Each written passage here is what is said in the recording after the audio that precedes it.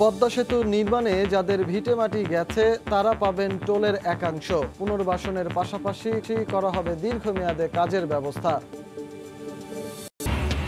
অবশেষে নমনীয় মিল মালিকরা সরকারকে চাল না দেওয়ার ঘোষণা থেকে সরে এসে চুক্তিবদ্ধ হলো প্রায় 400 মিলার। পরিস্থিতি আরও স্বাভাবিক হওয়ার প্রত্যাশা। এবং মঙ্গলবার থেকেই আনুষ্ঠানিকভাবে বিশ্বের প্রথম দেশ হিসেবে করোনার ভ্যাকসিন প্রয়োগ শুরু করবে যুক্তরাজ্য। সংক্রমণ প্রতিরোধে ইতালিতে বড়দিনে কারফিউ।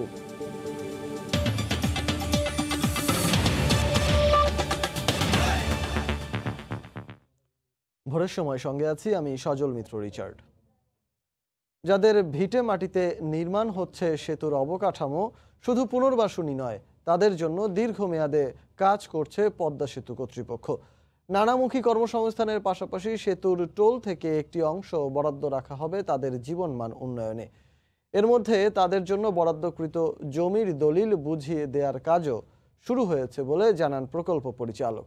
সাইফুল ইসলামের ছবিতে রিপোর্ট এহসান জুয়েলের। চারদিকে সবুজের সমারোহ, চমৎকার গুছানো একটি এলাকা। দেখে মনে হতে পারে রাজধানীর বেসরকারি কোনো আবাসন প্রকল্প। সেতুর দুই প্রান্তে সংযোগ সড়ক, সার্ভিস এরিয়া, নদী শাসনের জন্য স্থানীয় যে মানুষদের ভূমি অধিগ্রহণ করা হয়েছে, ভূমিহীন এরকম 2635টি পরিবারকে ঠাঁই দেওয়া হয়েছে 4টি পুনর্বাসন কেন্দ্রে। 2.5, 5 ও 7.5 কাঠা করে জমি দেয়া হয়েছে তাদের। দেয়া হয়েছে নগদ টাকাও। আসি ভালোই, আমরা এই রাস্তাটা পাইয়া খুব সুন্দর আছি। দেখে দেখে কিছু লোকজনের চাকরি বাকরি একটা ব্যবস্থা করে দিত, তো একটু শান্তিতে থাকতে পারতাম। মেশিনটা চালাই খাই, একটা টং দোকান বসাইছি, 2-4 পয়সা কামারি জুগিরে খাই। প্রকল্প এলাকার শিশুদের জন্য তৈরি করা হয়েছে একটি প্রাথমিক বিদ্যালয়, আছে মসজিদ, স্বাস্থ্যকেন্দ্র, পানির পাম্প, সার্বক্ষণিক বিদ্যুৎ, বড় সড়ক সহ নানা সুবিধা। এর মধ্যে শুরু হয়েছে জমির দলিল বুঝিয়ে দেওয়ার কাজও। স্কুল ছিল না, হসপিটাল ছিল না, এলাকার পরিবেশটা একটু অগোছালো ছিল, কিন্তু এই পদ্মা সেতু হওয়ার পরে আমাদের সম্পূর্ণ পরিবেশটা একটা পরিকল্পিত পরিবেশ সৃষ্টি হয়েছে। সরকারে আমাদের যা করে দিছে এতে আমরা সবাই সুখে আছি। এইখানকার মানুষদের পদ্মা সেতুতে কর্মসংস্থানের ব্যবস্থা করা হয়েছে। গাড়ি চালানোর প্রশিক্ষণ দিতে বিআরটিসির সাথে একটি চুক্তিও হয়েছে।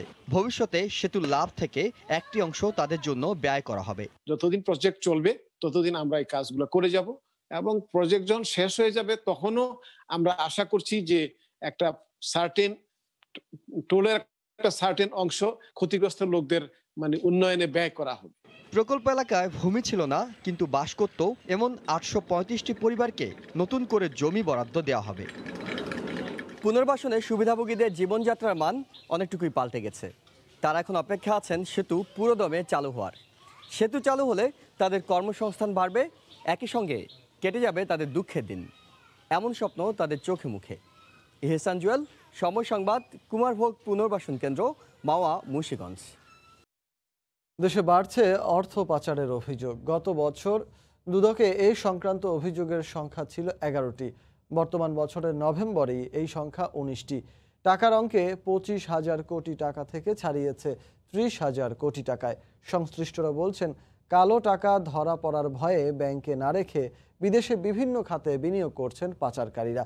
এজন্য 27টি প্রতিষ্ঠানের সমন্বয়হীনতা ও বাংলাদেশ ব্যাংকের নিয়ন্ত্রণ না থাকাকেই দুষছেন সংশ্লিষ্টরা। বরং 2020 সালে অর্থ পাচারের অভিযোগ বেড়ে দাঁড়িয়েছে 19টিতে। পাচার হওয়া অর্থ 25,000 কোটি টাকা এখন 30,000 কোটির ঘরে। দুদকের মামলাগুলোর তথ্য বলছে বেশিরভাগ কালো টাকাই পাচার হচ্ছে। তবে কয়েক বছর আগে বিদেশি ব্যাংকগুলোতে অর্থ রাখার প্রবণতা থাকলেও বর্তমানে বেড়েছে বাসস্থান ও ব্যবসা বাণিজ্যে বিনিয়োগে। এই দুর্নীতিতে জড়িয়ে পড়ছে ব্যাংকগুলো, আর এজন্য বাংলাদেশ ব্যাংকের নিয়ন্ত্রণ না থাকাকে দুষছেন অর্থনীতিবিদরা। ব্যাংকিং সিস্টেম, রেভিনিউ সিস্টেম, যিনি এক্সপোর্ট করছেন, যিনি আমার মাল কিনছেন, এই 4টা পার্টির সম্মতি ছাড়া, একেবারে সক্রিয় সম্মতি ছাড়া কখনো মানি লন্ডারিং হতে পারে না। ব্যাংকিং সিস্টেম কি কারা নিয়ন্ত্রণ করে? নর্মালি বাংলাদেশ ব্যাংক নিয়ন্ত্রণ করার কথা ছিল। এখন তো মনে হচ্ছে রাজটা টানতেছে এর বাইরের কোনো শক্তি। মনে হচ্ছে কার্টেল, খোলামেলাভাবে বলি মালিকদের কার্টেল। তবে অর্থ পাচার রোধ দুদকের একক প্রতিষ্ঠানের পক্ষে সম্ভব নয় বলে মনে করেন দুদক কমিশনার। শুধুমাত্র একটি অফেন্স অর্থাৎ ঘুষ এবং দুর্নীতির মাধ্যমে অর্জিত সম্পদের যদি লন্ডারিং হয়, সেক্ষেত্রে মামলা করার দায়িত্ব দুর্নীতি দমন কমিশনের। লন্ডারিং এর ক্ষেত্রে দায়িত্বপ্রাপ্ত অন্যান্য সংস্থাগুলো যদি সঠিকভাবে দায়িত্ব পালন করতে সক্ষম হয়, তাহলে মানি লন্ডারিং প্রতিরোধের ক্ষেত্রে আমাদের সংস্থাগুলোর সমন্বিত সাফল্য একটি জাতীয় অর্থনীতির ক্ষেত্রে বিরাট গুরুত্ব বহন করবে। সংশ্লিষ্টরা মনে করেন অর্থ পাচার বন্ধে দায়বদ্ধ সব প্রতিষ্ঠানের সমন্বয়ের পাশাপাশি দ্রুত বিচারের উপরও জোর দিতে হবে। সেলিয়া সুলতানা, সময় সংবাদ, ঢাকা। এবার ভ্যাকসিন প্রসঙ্গ। আর মাত্র একদিন, মঙ্গলবার থেকেই আনুষ্ঠানিকভাবে বিশ্বের প্রথম দেশ হিসেবে করোনার ভ্যাকসিন প্রয়োগ শুরু করবে যুক্তরাজ্য। আর এজন্য সব ধরনের প্রস্তুতি শেষ করেছে দেশটির নির্দিষ্ট হাসপাতালগুলো। এদিকে ব্রিটিশ বাণিজ্যমন্ত্রী জানিয়েছেন, চলতি সপ্তাহেই ৮ লাখ ডোজ ভ্যাকসিন হাতে পাবে যুক্তরাজ্য। যুক্তরাজ্যের ইউনিভার্সিটি হসপিটাল কভেন্ট্রি দেশটির যে কটি হাসপাতালে ফাইজার এবং বায়োএনটেকের করোনার টিকা দেওয়া হবে তার মধ্যে এটি একটি। সাধারণ মানুষের দেহে ভ্যাকসিন প্রয়োগের আগে সব ধরনের প্রস্তুতি নিয়েছে কর্তৃপক্ষ। সংশ্লিষ্টরা সেরেছেন একাধিক বৈঠক। নির্দিষ্ট মাত্রায় ভ্যাকসিন সংরক্ষণকেই চ্যালেঞ্জ হিসেবে দেখা হচ্ছে।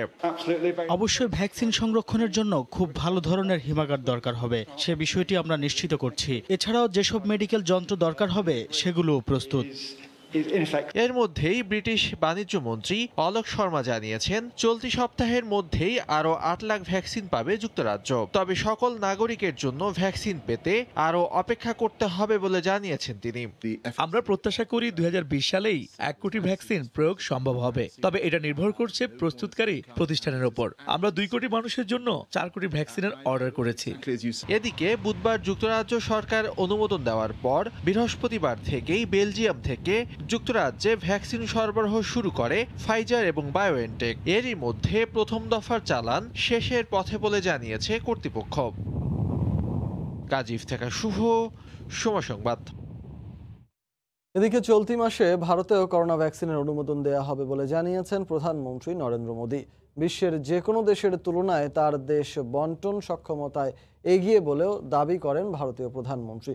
বিশেষজ্ঞরা বলছেন, দেশটিতে চূড়ান্ত ট্রায়ালে থাকা 3টি ভ্যাকসিনের একটি যে কোনো মুহূর্তেই প্রয়োগ শুরু করতে পারে।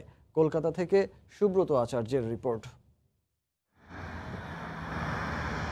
ব্রিটেন ও রাশিয়ায় যখন করোনার ভ্যাকসিন প্রয়োগ শুরু হচ্ছে, ঠিক সে সময় ভারতের প্রধানমন্ত্রী নরেন্দ্র মোদী দিলেন নতুন আরেকটি সুখবর।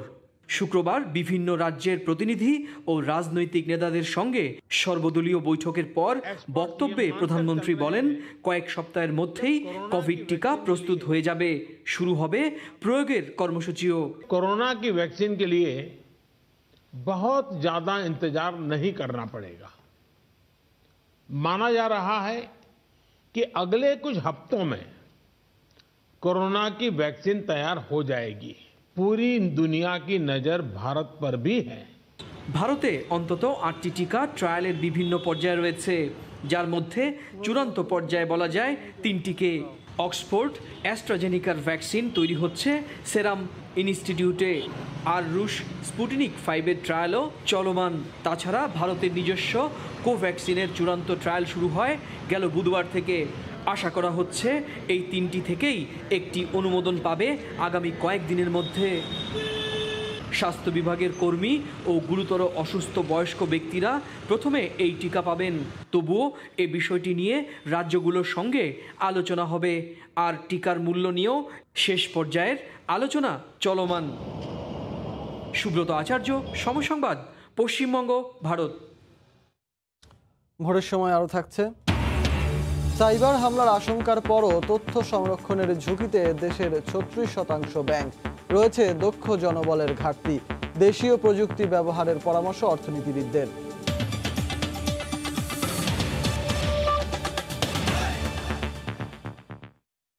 কেজি প্রতি 7 টাকা বাড়ানো না হলে সরকারের ঘরে চাল না দেওয়ার ঘোষণা থেকে সরে এসেছে রংপুর দিনাজপুর অঞ্চলের অনেক মিলার। এরই মধ্যে 389 জন মিলার চাল সরবরাহের জন্য খাদ্য বিভাগের সঙ্গে চুক্তিবদ্ধ হয়েছেন। কৃষক পর্যায়ে ধানের দাম কমলেও অন্যরাও চুক্তিবদ্ধ হবেন বলে জানিয়েছেন চাল কল মালিক সমিতির নেতারা। শাকিল মাহমুদের ক্যামেরায় রতন সরকারের রিপোর্ট। করোনার দ্বিতীয় ঢেউ সামনে রেখে খাদ্য নিরাপত্তার বিষয়টিকে বড় চ্যালেঞ্জ মনে করছেন সবাই।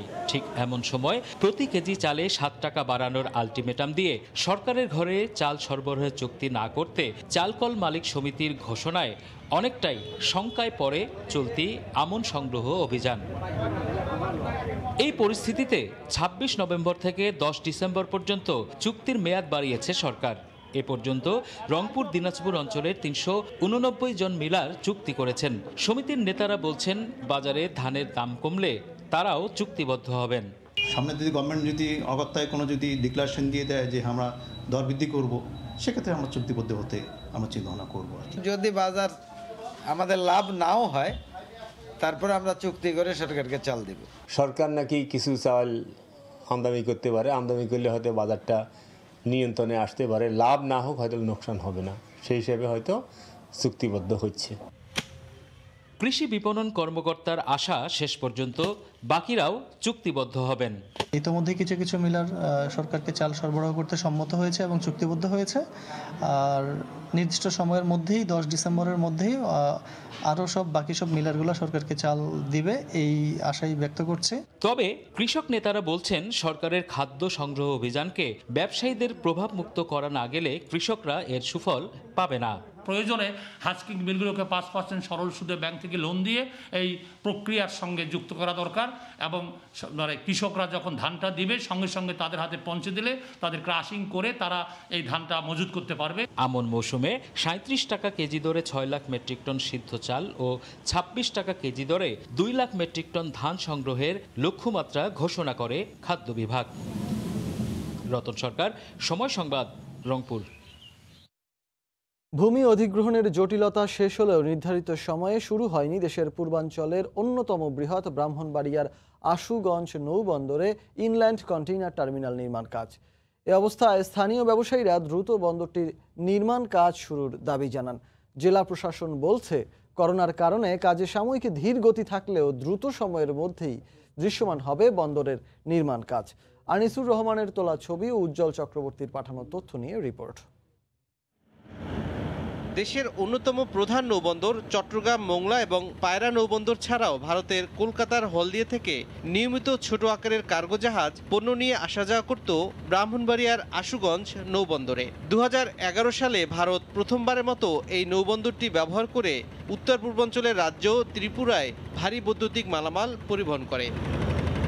এরপর পানিপথে ভারতের এক রাজ্য থেকে অন্য রাজ্যে পণ্য পরিবহনের জন্য বন্দরটি যৌথভাবে আধুনিকায়নের উদ্যোগ নেওয়া হয়।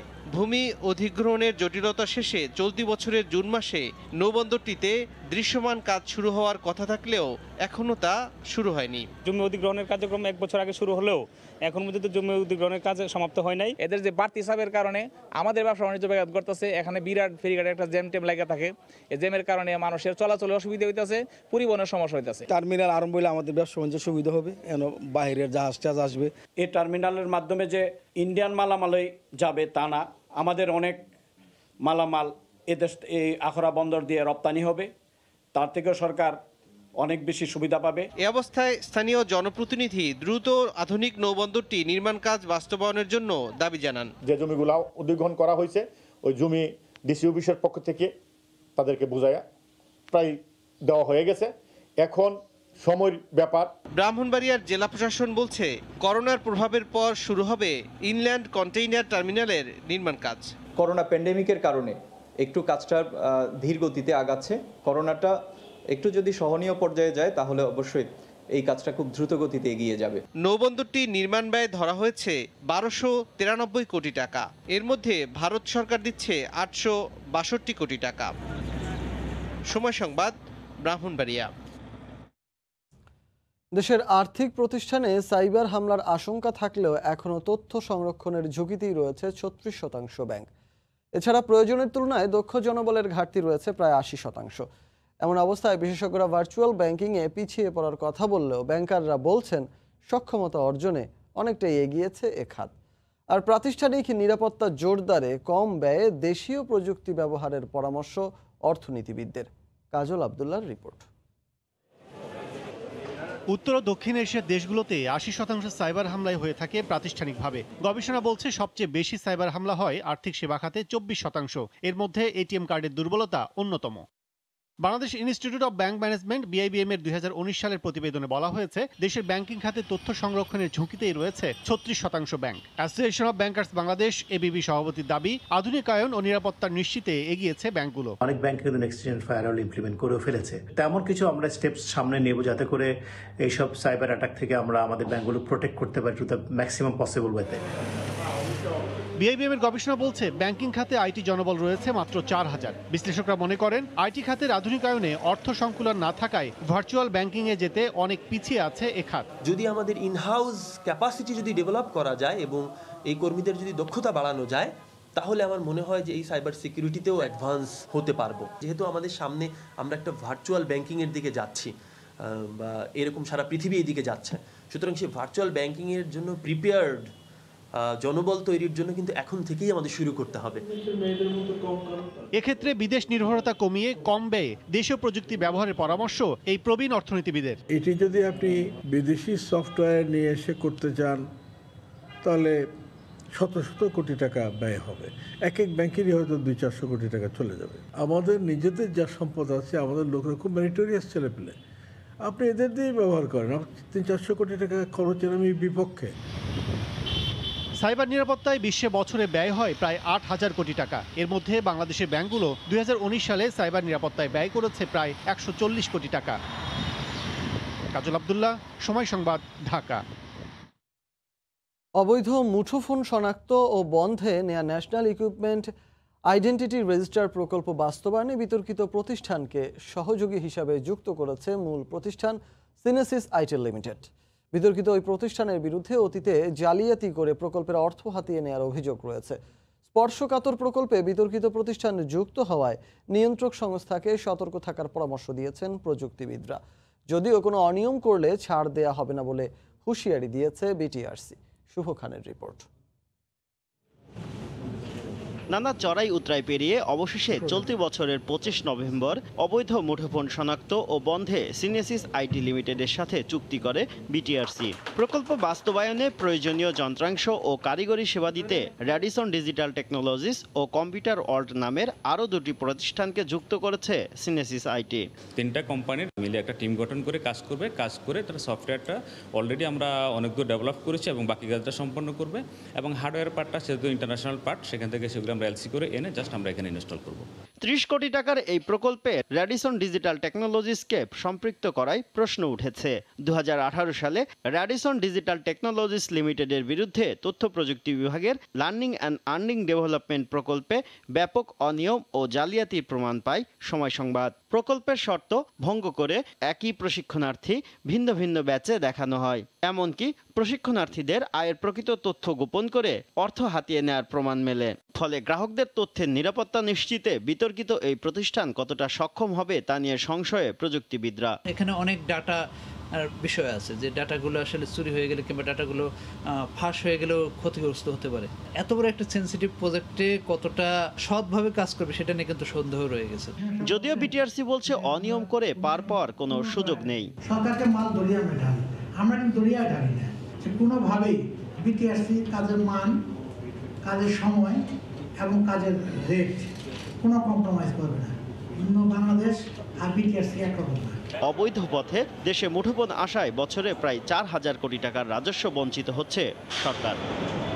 শুভ খান, সময় সংবাদ, ঢাকা। ভোরের সময় আরও থাকছে। কুয়েতে বসবাসরত অবৈধ বাংলাদেশিদের দ্রুত নতুন পাসপোর্ট দিতে সহযোগিতা করবে দূতাবাস। কাজ চলছে দেশে আটকা পড়া প্রবাসীদের দ্রুত ফিরিয়ে নেয়ার।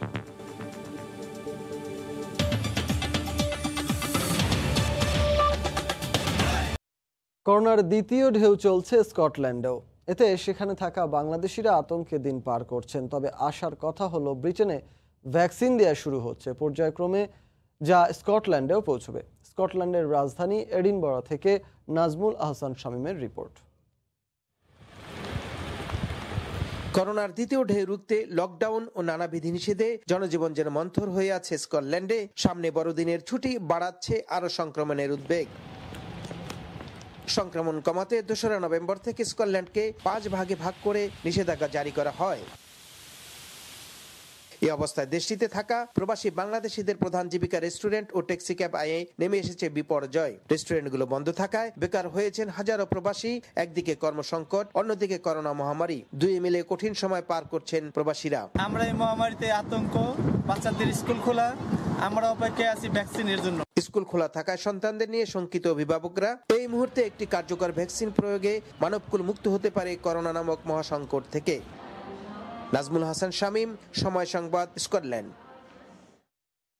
করোনা ভাইরাসে যুক্তরাষ্ট্রে বাড়ছে আতঙ্ক ও মৃতের সংখ্যা। সেই সঙ্গে দেশটিতে হাসপাতালগুলোতে আবারও বাড়ছে রোগীর সংখ্যা। এদিকে করোনা মহামারীর মধ্যেই ক্ষমতা গ্রহণের প্রস্তুতি শেষ করেছেন সদ্য নির্বাচিত প্রেসিডেন্ট জো বাইডেন। এসব বিষয়ে খবর জানাতে এই মুহূর্তে নিউ ইয়র্ক থেকে সরাসরি যোগ দিচ্ছেন সহকর্মী হাসানুজ্জামান সাকি। রিচার্ড, আপনাকে ধন্যবাদ। আপনি যেমনটি বলছিলেন যে যুক্তরাষ্ট্রের প্রতিটি হাসপাতালে কিন্তু এখন রোগীর সংখ্যা বেড়ে গেছে।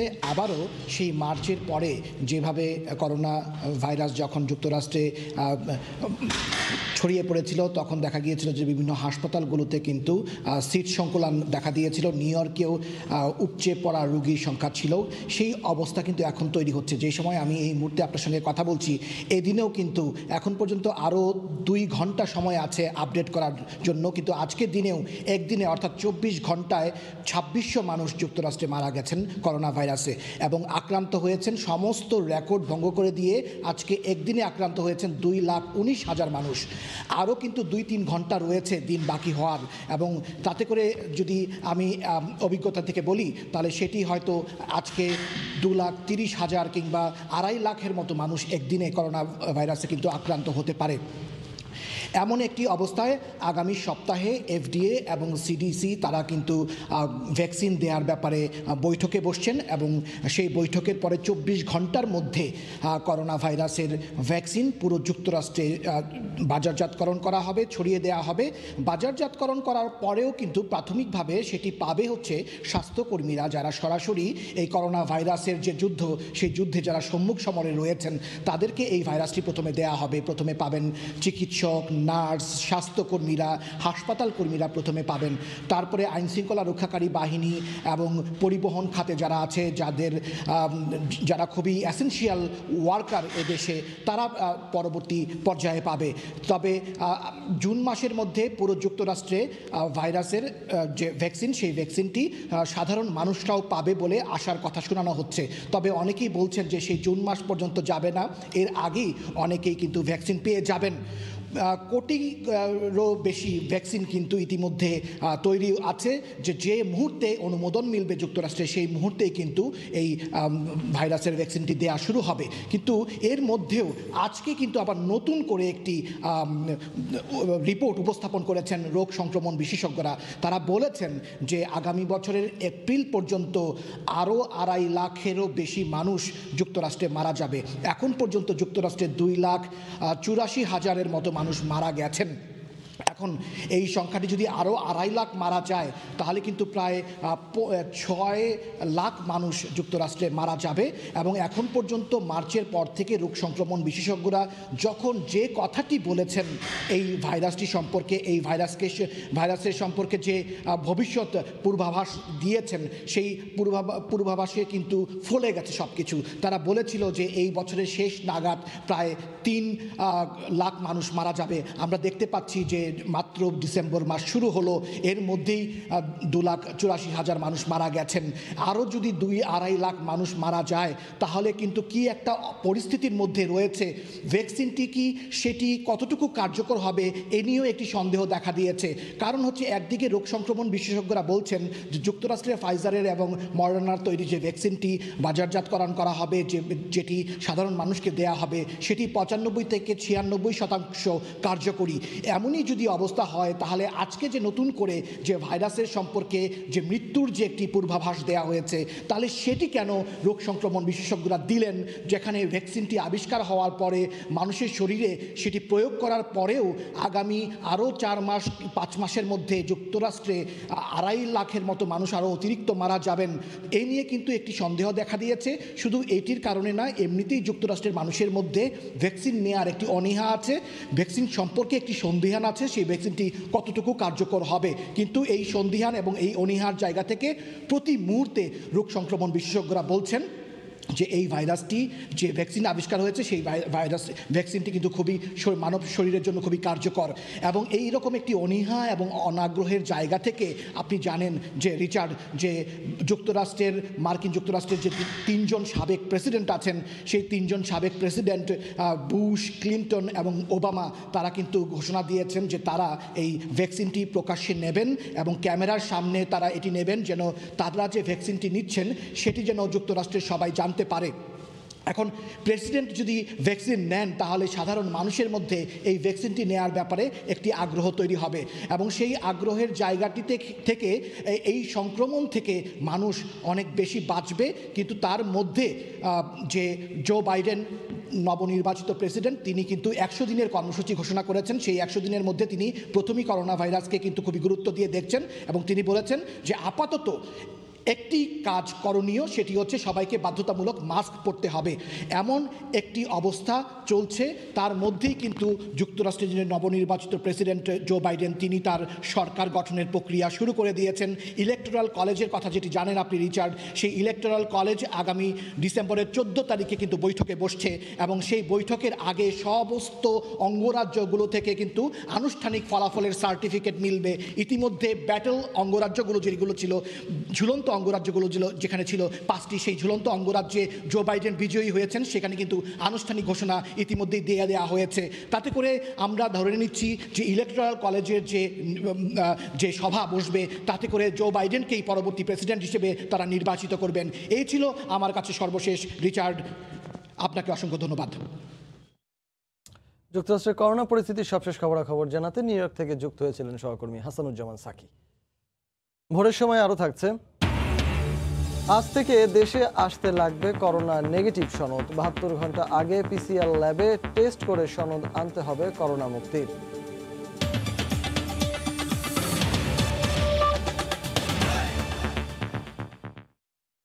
কুয়েতে বসবাসরত অবৈধ বাংলাদেশি যাদের পাসপোর্ট হারিয়ে গেছে কিংবা মেয়াদ উত্তীর্ণ হয়েছে, তাদেরকেও দ্রুত নতুন পাসপোর্ট পেতে সহযোগিতা করবে বাংলাদেশ দূতাবাস। কুয়েত সরকারের ঘোষিত সাধারণ ক্ষমতার সুবিধা যাতে অবৈধরা কাজে লাগাতে পারেন, সেজন্যই এ ব্যবস্থা নেওয়া হয়েছে বলে জানিয়েছেন কুয়েতে বাংলাদেশের রাষ্ট্রদূত। দেশে আটকা পড়া প্রবাসীদের দ্রুত কুয়েত ফেরাতে কাজ চলছে বলেও জানানো হয়েছে। কুয়েত প্রতিনিধি শরীফ মিজানের তথ্য ও ছবি নিয়ে ডেস্ক রিপোর্ট। 1 ডিসেম্বর থেকে 30 ডিসেম্বরের মধ্যে অবৈধ প্রবাসীদের বৈধ হওয়ার সুযোগ দিয়েছে কুয়েত সরকার। এর আওতায় অবৈধরা নির্দিষ্ট জরিমানা দিয়ে আকামা গ্রহণ কিংবা দেশে ফেরত আসতে পারবেন। বৈধকরণের বিষয়ে সবশেষ খবর জানাতে সংবাদ সম্মেলনের আয়োজন করে কুয়েতের বাংলাদেশ দূতাবাস। এ সময় বাংলাদেশের রাষ্ট্রদূত জানান, অবৈধ বাংলাদেশি যাদের পাসপোর্ট হারিয়ে গেছে তারাও যদি বাংলাদেশি নাগরিক হিসেবে ন্যূনতম প্রমাণ দেখাতে পারেন, তাহলে তাদের নতুন পাসপোর্টের আবেদন গ্রহণ করা হবে। দুটা সিস্টেম করেছে। এক, যারা ফাইন দিয়ে থেকে যাবে তাদের একটা ব্যবস্থা আছে, আর যারা ফাইন দিয়ে চলে যেতে চায়, যারা ফাইন দিয়ে চলে যাবে তাদের একটা সুযোগ করেছে, ইচ্ছা করলে সে পরবর্তীতে আবার সে কুয়েতে আসার একটা স্কোপ পাবে। সংবাদ সম্মেলনে রাষ্ট্রদূত জানান, দেশে আটকা পড়া প্রবাসীরা যাতে শিগগিরই কুয়েত ফিরতে পারেন সেজন্য প্রয়োজনীয় ব্যবস্থা নেওয়া হয়েছে। এরই মধ্যে কুয়েত সরকার গৃহকর্মীদের ফেরার সুযোগ দিয়েছে বলেও জানানো হয়। এছাড়াও রাষ্ট্রদূত জানান, ইয়েমেনের হাউতি বিদ্রোহীদের হাত থেকে 9 মাস পর উদ্ধার হওয়া 5 বাংলাদেশি আন্তর্জাতিক অভিবাসন সংস্থার হেফাজতে আছেন। কুয়েতে বিভিন্ন পেশায় প্রায় 3.5 লাখ বাংলাদেশি কাজ করছেন। সময় সংবাদ, কুয়েত। করোনা বাধা উপেক্ষা করেও সংযুক্ত আরব আমিরাতের ঐতিহ্যবাহী বাণিজ্য মেলা দুবাই ফেস্টিভ্যালে অংশ নিচ্ছেন বহু দর্শনার্থী। তবে যাতে সবাই স্বাস্থ্যবিধি মেনে চলেন সে বিষয়ে কঠোর নজরদারি করছে আয়োজকরা। বিশাল এই ফেস্টিভ্যালে বাংলাদেশ প্যাভিলিয়ন না থাকায় হতাশ প্রবাসী ব্যবসায়ীরা। আরব আমিরাত থেকে শিবলি আল সাদিকের রিপোর্ট।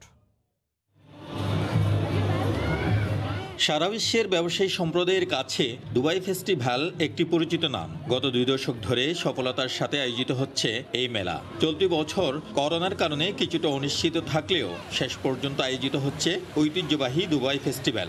স্বাস্থ্যবিধি মেনে দর্শনার্থীদের সমাগম ঘটেছে অনেক। সরকারও যথেষ্ট চেষ্টা করতেছে এই করোনার মধ্যে যেন একটু ব্যবসা বাণিজ্য যেন হয়, মানুষের একটু কেনাকাটা যেন স্বাভাবিক থাকে, মানুষ সচেতন যেন থাকে। দুবাই ফেস্টিভ্যালে বিশ্বের বহু দেশের প্যাভিলিয়ন থাকলেও নেই বাংলাদেশ প্যাভিলিয়ন। এতে হতাশ আমিরাতে বসবাসরত সাধারণ প্রবাসী সহ বাংলাদেশি ব্যবসায়ীরা। এখানে যদি আমাদের বাংলাদেশ প্যাভিলিয়নটা থাকতো তাহলে আমাদের জন্য আরো ইজি হয়ে যেত, আমাদের জন্য মানসম্মত হতো সবকিছু মিলে। আমরা ইন্ডিয়ান প্যাভিলিয়নে দোকান নিয়েছি, গত বছরও নিয়েছি, এই বছরও নিয়েছি। দুঃখের বিধে আমাদের বাংলাদেশ না আসার কারণে আমরা ইন্ডিয়ান প্যাভিলিয়নে ঢুকে দোকান নিতে হচ্ছে। করোনা মহামারীর কারণে দর্শনার্থীরা যাতে স্বাস্থ্যবিধি মেনে এক্সপোতে অংশ নেন সেই বিষয়ে সতর্ক আয়োজকরা। গত 15 অক্টোবর থেকে শুরু হওয়া এই মেলা চলবে আগামী বছরের 15 মার্চ পর্যন্ত। 2021 সালের এক্সপোকে সামনে রেখে দুবাই ফেস্টিভ্যালের এই আয়োজন ব্যবসায়ীদের উৎসাহী করে তুলেছে। ধারণা করা হচ্ছে সারা বিশ্বের ব্যবসায়ী সম্প্রদায়ের জন্য এক্সপো 2021 হবে বাণিজ্যিক সফলতার এক স্মরণীয় অধ্যায়। শিবলি আল সাদিক, সময় সংবাদ, সংযুক্ত আরব আমিরাত। আজ থেকে করোনা নেগেটিভ সনদ ছাড়া দেশে আসতে পারবে না কেউ। যাত্রীদের দেশে আসার 72 ঘন্টা আগে পিসিআর ল্যাবে টেস্ট করে করোনামুক্ত সনদ নিয়ে আসতে হবে। এই মুহূর্তে হযরত শাহজালাল আন্তর্জাতিক বিমানবন্দরে আছেন সহকর্মী হাজিরা শিউলি। সরাসরি চলে যাব তার কাছে এই বিষয়ে জানতে। শিউলি। রিচার্ড, আপনি জানেন যে আজ থেকে বিশ্বের যে কোনো প্রান্ত থেকে যারা বাংলাদেশে আসবেন তাদের সবাইকে করোনা নেগেটিভ সনদ নিয়ে দেশে আসতে হবে এবং আজ থেকে এই সিদ্ধান্ত কার্যকর করছে বাংলাদেশ বেসামরিক বিমান চলাচল কর্তৃপক্ষ বেবিচক।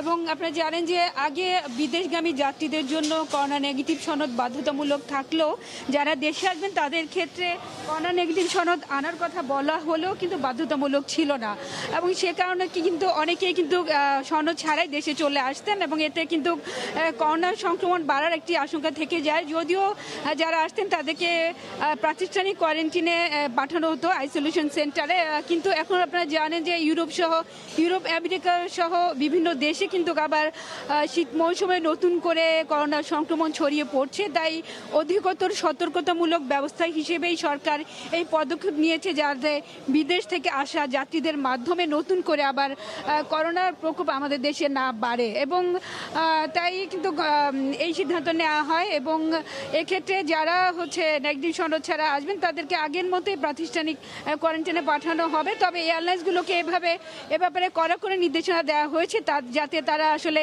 নেগেটিভ সনদ ছাড়া কোনো যাত্রী তাদের এয়ারলাইন্সে নিয়ে না আসেন।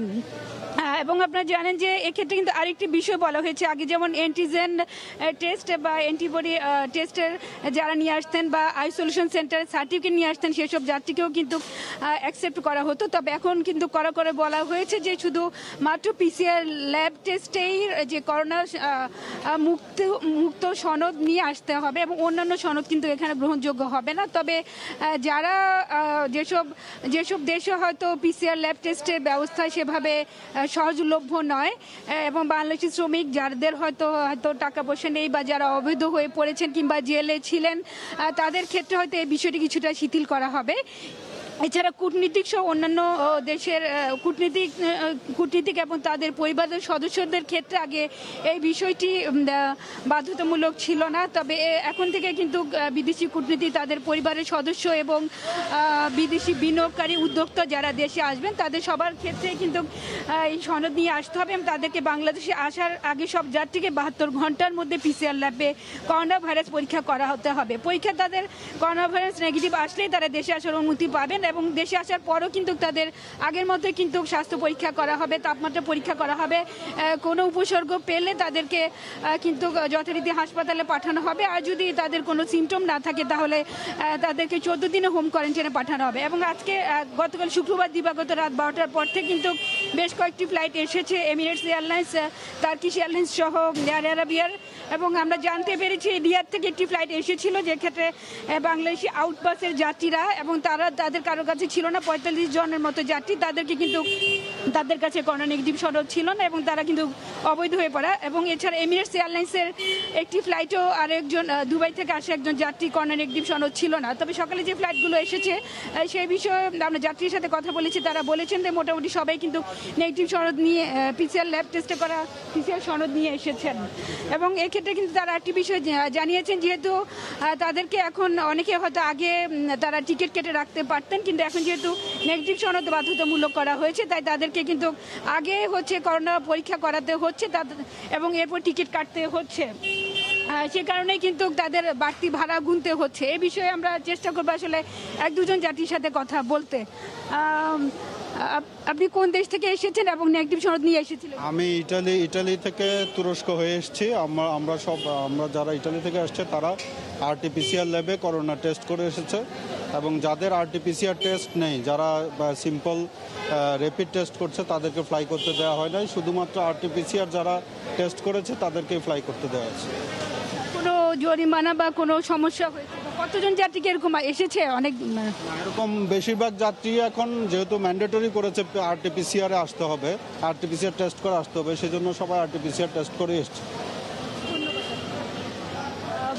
আমরা একজন যাত্রীর সাথে কথা বললাম এবং তিনি বলেছেন যে যেহেতু সনদটি বাধ্যতামূলক করা হয়েছে তাই কিন্তু সব যাত্রী মোটামুটি সচেতন ছিলেন এবং তাদেরকে যাত্রার আগে কিন্তু বলা হয়েছে যে এই সনদটি তাদেরকে নিয়ে আসতে হবে।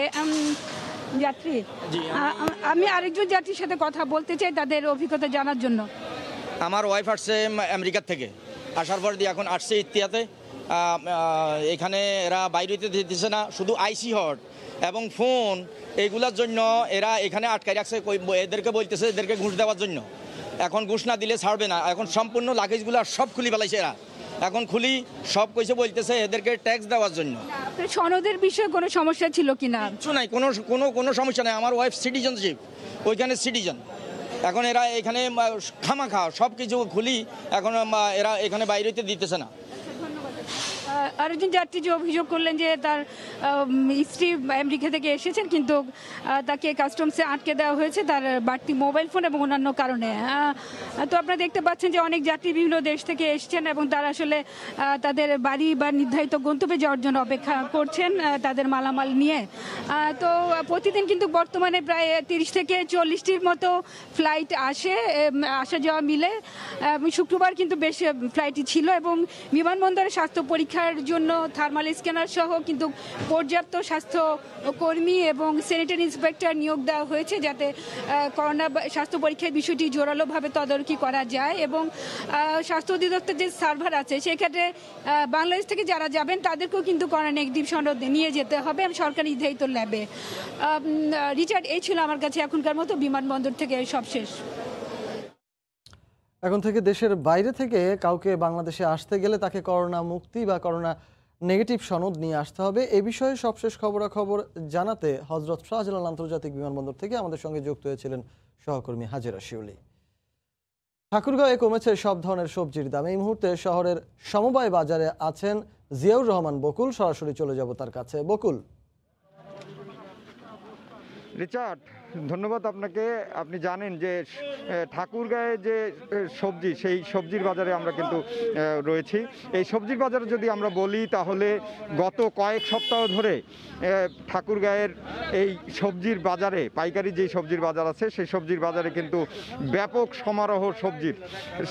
আর আমরা যদি একটু প্রকারভেদে জানাতে চাই আপনাদেরকে যে সবজির যেই সমারোহ, সেই সবজির প্রকারভেদে দাম হচ্ছে, আজকে ফুলকপি বিক্রি হচ্ছে 3 থেকে 4 টাকা কেজি এবং হচ্ছে মূলা সবচেয়ে বেশি যে কম দামে বিক্রি হচ্ছে তা হচ্ছে হলো মূলা বিক্রি হচ্ছে 1 থেকে 2 টাকা কেজি দরে এবং বেগুন বিক্রি হচ্ছে 5 থেকে 15 টাকা কেজি পর্যন্ত এবং অন্যান্য যে সবজি রয়েছে সেই সবজি কিন্তু একদম দাম হাতের নাগালে ক্রেতাদের এসেছে।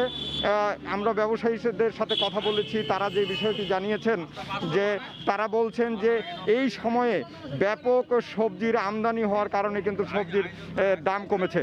তো আমরা এই বিষয়ে একটু কথা বলবো যে এখানকার যে সবজির যে পাইকারি বাজার রয়েছে সেই পাইকারি বাজারে একজন ব্যবসায়ী, সেই ব্যবসায়ীর সাথে আমরা একটু কথা বলতে চাই।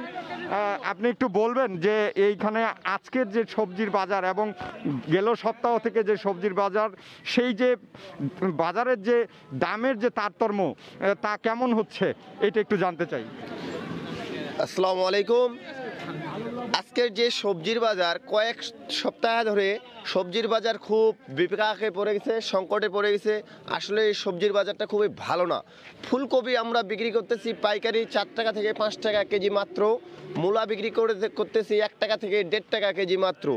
বেগুন আপনার 8 টাকা থেকে 10 টাকা কেজি মাত্র। কাঁচামরিচ বিক্রি হচ্ছে এখানে 70 থেকে 75 টাকা কেজি মাত্র। আসলে প্রচুর এই শীতকালীন সবজি ফলনের কারণেই এই সবজির বাজারটা কম।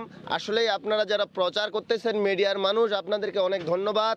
আপনারা এই প্রচারটা আমাদের সারা বাংলাদেশে ছড়িয়ে দেবেন। আমাদের ধন্যবাদ আপনাকে। রিচার্ড, আপনি শুনছিলেন যে সবজির যে ঠাকুরগাঁয়ের যে সবজির যে বাজার রয়েছে, সেই সবজির বাজারে কিন্তু ব্যাপক সবজির সমারোহ দেখা দিয়েছে। আমরা লক্ষ্য করছি যে ঠাকুরগাঁয়ের যে 5 উপজেলা রয়েছে এবং উপজেলার যে বিভিন্ন প্রান্ত থেকে যারা সবজি উৎপাদন করে তাদের যেই সবজি, সেই সবজিগুলো কিন্তু ভোর থেকেই এই বাজারে আসা শুরু করে এবং সেই সবজি কিনতে বিভিন্ন জেলা থেকে পাইকাররা এবং স্থানীয় যে পাইকাররা আছে তারা কিন্তু এই বাজারে এসে এই সবজি ক্রয় করে নিয়ে যায় বিভিন্ন জায়গায়। তো সবজির যেই বর্তমান যেই অবস্থা, এই অবস্থাতে আমরা বলতে পারি যে সাধারণ যারা ক্রেতারা আছে তারা কিন্তু সবজি ক্রয় করে অনেকটাই কিন্তু স্বাচ্ছন্দ্য বোধ করছেন এবং তাদের মধ্যে অনেকটাই স্বস্তি ফিরে এসেছে। এবং কৃষকের সাথে আমরা কথা বলছি, তারা কিন্তু যে জিনিসটি আমাদেরকে জানিয়েছেন যে সবজির যদিও এখন দাম কম, তারপরেও কিন্তু তাদের কিন্তু লোকসান তেমনটা গুনতে হচ্ছে না। বিষয়টি হচ্ছে যেই পরিমাণ ফলন আশানুরূপ হওয়ার কথা ছিল তার চেয়েও কিন্তু বেশি ফলন হয়েছে। সেই কারণে কিন্তু সবজির যেই ফলন, সেই ফলনটা কিন্তু বেড়েছে। আর সেই কারণেই কিন্তু এই সবজির সমারোহটা আমরা কিন্তু দেখতে পাচ্ছি এই পাইকারি বাজারগুলোতে। তো আমরা কথা বলেছি এখানকার যারা ব্যবসায়ী আছে তাদের সাথে, তারা যে বিষয়টি বারবার একটি জিনিস জানিয়েছেন যে আবহাওয়া অনুকূলে থাকার কারণে কিন্তু এখানে সবজির উৎপাদনটা সবচেয়ে বেড়েছে। তো এইভাবে যদি আবহাওয়া থাকে তাহলে কিন্তু বরাবরই সব ধরনের যেই কৃষির যে উৎপাদন, সেই উৎপাদন কিন্তু বৃদ্ধি পাবে। তো এই ছিল ঠাকুরগাঁয়ের সবজির বাজার থেকে সর্বশেষ। রিচার্ড। ঠাকুরগাঁওয়ের সবজি বাজারের সবশেষ খবরাখবর জানাতে শহরের সমবায় বাজার থেকে আমাদের সঙ্গে যুক্ত হয়েছিলেন সহকর্মী জিয়াউর রহমান বকুল। বগুড়ায় সরবরাহ বাড়ায় পাইকারি বাজারে কমেছে সব ধরনের দেশি প্রজাতির মাছের দাম। বিশেষ করে ট্যাংরা, পুঁটি, কই মাছের দাম কেজি প্রতি কমেছে 30 থেকে 100 টাকা পর্যন্ত। পাইকারি বাজারের প্রভাব খুচরা বাজারে পড়ায় সাধারণ ক্রেতারা খুশি। বিস্তারিত মাজেদুর রহমানের রিপোর্টে, আর ছবি তুলেছেন রবিউল ইসলাম। হাত ডাকের সরগরম বগুড়ার চাষি পাইকারি মাছের বাজার। ভোর থেকে বগুড়া, নাটোর সহ বিভিন্ন জেলা থেকে মাছ আসে এই বাজারে। কয়েক দফা বন্যার কারণে এবছর মাছের সরবরাহ ভালো। আড়তে পছন্দের মাছ কম দামে কিনতে পেরে সন্তুষ্ট ক্ষুদ্র মাছ ব্যবসায়ীরা। মাছের উৎপাদন ভালো হওয়াতে মাছের দাম একটু কম। বিলগাড়ির মাছের আমদানি বেশি, ওই জন্য এরপরে মাছ যখন কমে যাবে তখন বাজার ভালো হবে। অন্যান্য জায়গা থেকে মাছের দাম কম, আপনার অনেক জায়গা থেকে মাছ আসে, মাছ কিনতে সুবিধা হয়, সব ধরনের মাছ পাওয়া যায়। সাধারণ ক্রেতারা পাইকারি বাজারের পাশেই খুচরা বাজারে মাছ কিনছেন। অন্যান্য সময়ের চেয়ে তুলনামূলক অনেক কম দামে মাছ কিনতে পেরে খুশি তারা। ছোট মাছ নেওয়ার জন্য আসছিলাম, মাছের দাম একটু কমই মনে হচ্ছে, কিন্তু কিনি না, এখনো কিনবো। আমরা আসি বেশি মাছ যখন কিনি তখন এই চাষি বাজারে আসি এবং এখানে সাশ্রয় মূল্যে মাছ পাওয়া যায়। বগুড়া পাইকারি বাজারে প্রতি কেজি পুঁটি 70 টাকা, দেশি কই 150 থেকে 300 টাকা, রুই 150 থেকে 200 টাকা, কাতলা 200 থেকে 250 টাকা, বোয়াল ও আয়ের 300 থেকে 400 টাকা কেজি দরে বিক্রি হচ্ছে। এই পাইকারি বাজারে প্রতিদিন মাছ বিক্রি হয় প্রায় কোটি টাকার। মাজেদুর রহমান, সময় সংবাদ, বগুড়া। ক্রেতা বিক্রেতার হাকডাকে জমে উঠেছে মুন্সিগঞ্জের মীর কাদিম মাছের আড়ত। এই মুহূর্তে সেখানে আছেন সহকর্মী নাসির উদ্দিন উজ্জ্বল। সরাসরি চলে যাব তার কাছে। উজ্জ্বল, রিচার্ড, এই যে মাছের হাট সেখানে কিন্তু হাটটাকে বিক্রি হচ্ছে এই ভোরের আলো ফোটার সাথে সাথেই আজকে কিন্তু বিপুল পরিমাণ মাছের সরবরাহ বা হাটে, এবং এখানে আমরা দেখছি যে ইলিশ মাছ আজকে বিপুল পরিমাণ উঠেছে। পাশাপাশি কিন্তু রুই মাছ, আইড় মাছ এবং পাঙ্গাস মাছ সহ অনেক রকমের দেশীয় তাজা মাছের কিন্তু সমারোহ আমরা দেখতে পাচ্ছি। এবং এখানে যে পুকুরের মাছ, দিঘির মাছ, জলাশয় এবং নদীর সমানে মাছের পাশাপাশি কিন্তু সমুদ্রের মাছও এখানে এসছে, এবং বিভিন্ন জেলা থেকে এই মাছের সরবরাহ এই মীর কাদিম মৎস্য আড়তে। এখানে যে আমরা দেখছি যে হাটটাকে ইলিশ বিক্রি করছে, ছোট আকারের যে ইলিশ সেটি বিক্রি হচ্ছে 300 টাকা কেজি দরে, আর বাজারে ইলিশ বিক্রি হচ্ছে 700 থেকে 800 টাকায়, আর বড় আকারের ইলিশ বিক্রি হচ্ছে কিন্তু 900 থেকে 1000 টাকা দরে। এবং ইলিশ আপনারা দেখতে পাচ্ছেন যে বড় আকারের ইলিশ আজকে বাজারে আমরা দেখছি বাজার জুড়ে কিন্তু মাছ আর মাছ, সেই মাছের মধ্যে কিন্তু এখানে তারা বলছেন যে যারা নাকি আড়তদার, এই আড়তদার বলছেন যে এই অঞ্চলে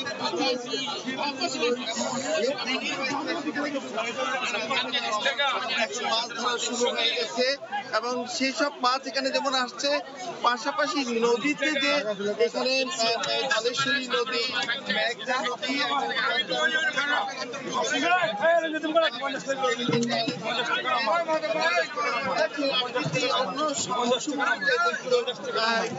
বেশি, এবং এই যে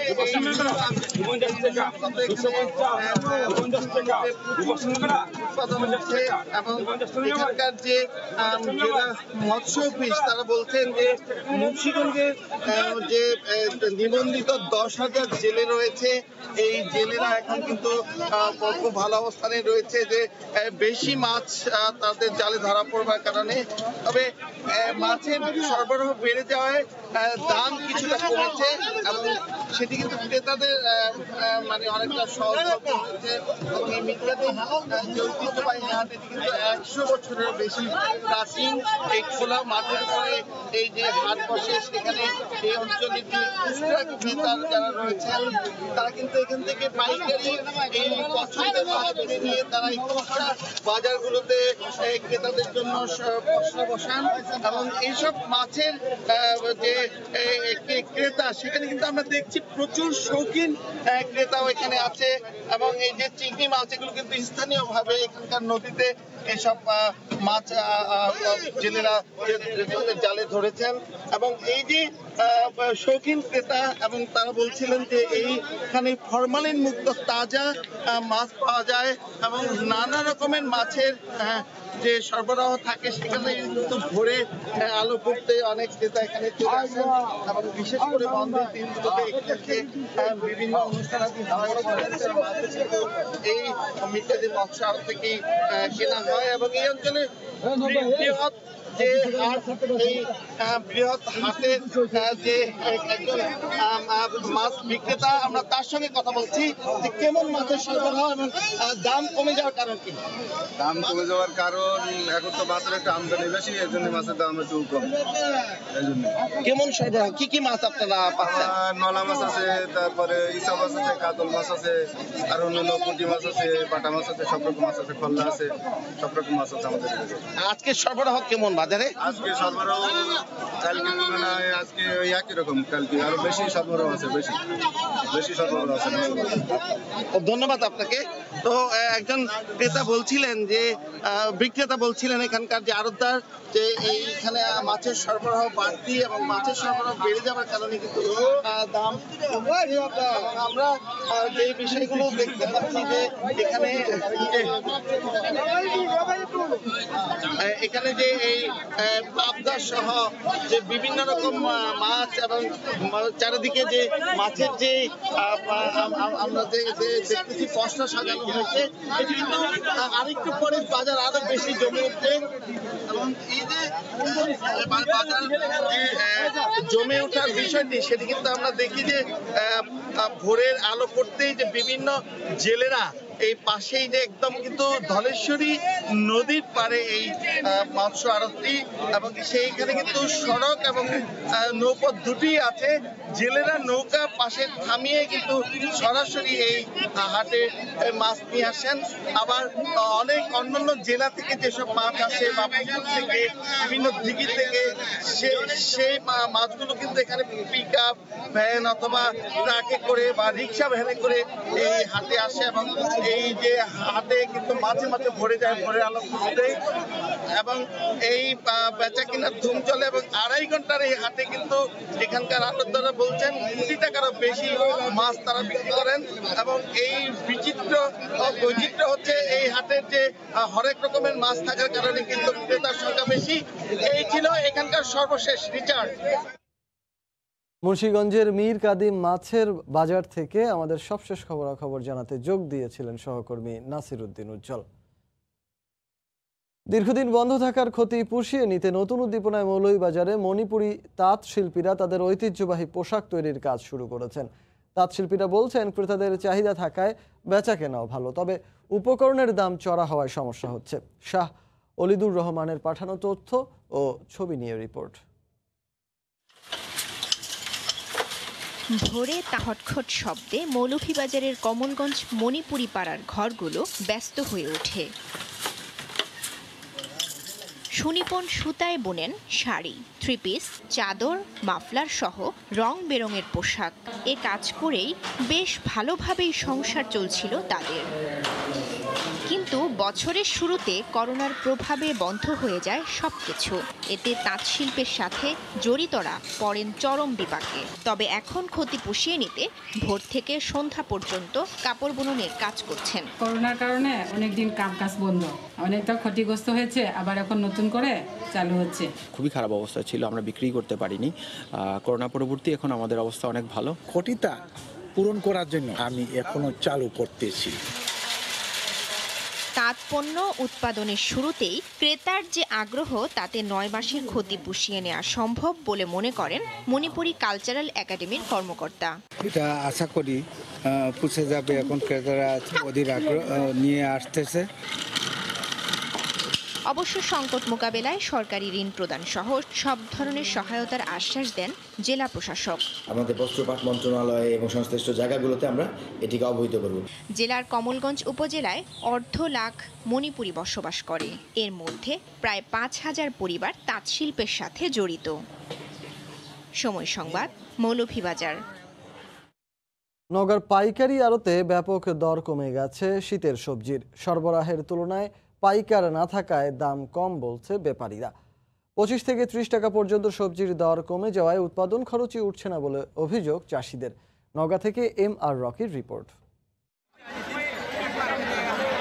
ক্ষেত থেকে তোলা সবজি বিক্রির জন্য ভোরে নিয়ে আসেন চাষিরা। দিনের আলো বাড়ার সাথে ক্রেতা বিক্রেতার হাঁকডাকে জমে ওঠে নওগাঁর কীর্তিপুর হাটে সবজির পাইকারি বেচা কিনা। সরবরাহ বাড়ায় সব ধরনের সবজির দর কেজিতে 25 থেকে 30 টাকা পর্যন্ত কমে কিনছেন ব্যাপারীরা। হাটে প্রান্তিক চাষিরা সবজি নিয়ে এসে মলিন মুখে ফিরতে হচ্ছে তাদের। চাষিদের অভিযোগ, বাজারে সিন্ডিকেট করে দাম কমিয়ে দেওয়ায় ন্যায্য দর থেকে বঞ্চিত হচ্ছেন তারা। ফুলকপির বাজার অত্যন্ত খারাপ, আমাদের এতে উৎপাদন খরচই ওঠা কঠিন হয়ে গেছে। আমরা আগে ভালো মূল্য পাইতাম আগে, কিন্তু বাইরের লোক আমাদের এখানে এই হাটে ওঠে না। আমরা এক দামে বেচবো, ওরা আর এক দামে নিবে, কম দামে নিবে। গ্রামের হাটে সবজির দাম কমলেও শহরের বাজারে কমেনি। ব্যাপারীরা বলছেন দূরের পাইকার না আসায় কমেছে সবজির দর। বেগুন লিয়াছি 13 কেজি 800 টাকা দাম বলতেছে। অন্য সবজির দাম খুব কম, মোরা 15 থেকে 20 টাকা মন।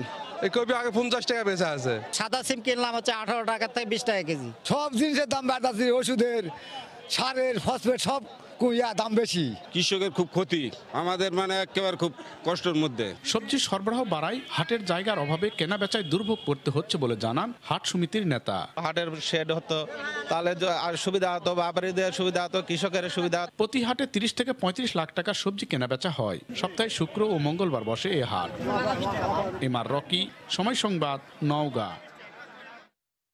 নাটোরে সরবরাহ বাড়ায় বাজারে প্রতি কেজি পেঁয়াজের দাম 10 থেকে 15 টাকা পর্যন্ত কমেছে। এই মুহূর্তে কদমতলী হাটে আছেন সহকর্মী আল মামুন, সরাসরি চলে যাচ্ছি তার কাছে।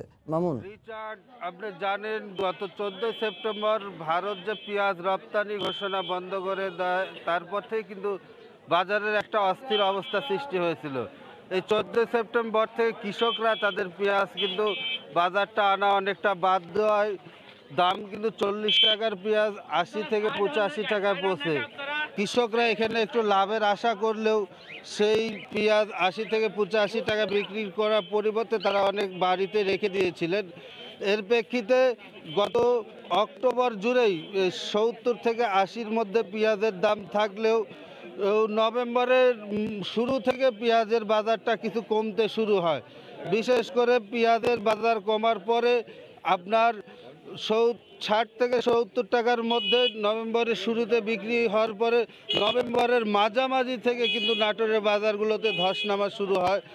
বিশেষ করে নভেম্বরের শেষ সপ্তাহে 40 থেকে 45 টাকায় এই পেঁয়াজের দামগুলো চলে আসে। এর প্রেক্ষিতে 40 থেকে 45 টাকা আসার প্রেক্ষিতে বাজারে কিন্তু সরবরাহ কমিয়ে দেন কৃষকরা। সরবরাহ কমিয়ে দেওয়ার কারণে আপনার পেঁয়াজের দাম আবার 50 থেকে 55 টাকা গত সপ্তাহ পর্যন্ত ছিল। থাকার পরে পেঁয়াজের দাম বাড়তে বাড়তে হঠাৎ যে পরিস্থিতি হয়েছে, চলতি সপ্তাহের আজকে শুরুতেই কৃষকরা বড় ধরনের একটি ধসের মধ্যে পড়েছেন। নাটোর সদর উপজেলার কদমতলীর যে হাটটি রয়েছে, এই হাটটিতে আমি রয়েছে। আজকে এখানে পেঁয়াজের আমদানি মোটামুটি অনেক ভালো দেখছি আমরা, গোটা বাজার জুড়ে পেঁয়াজ আনছেন কৃষকরা। তবে কেনার লোক একেবারে নাই বললেই চলে। দুই একজন যে ব্যাপারী আসছেন তারা কিন্তু পেঁয়াজ কিনছেন না বললেই চলে।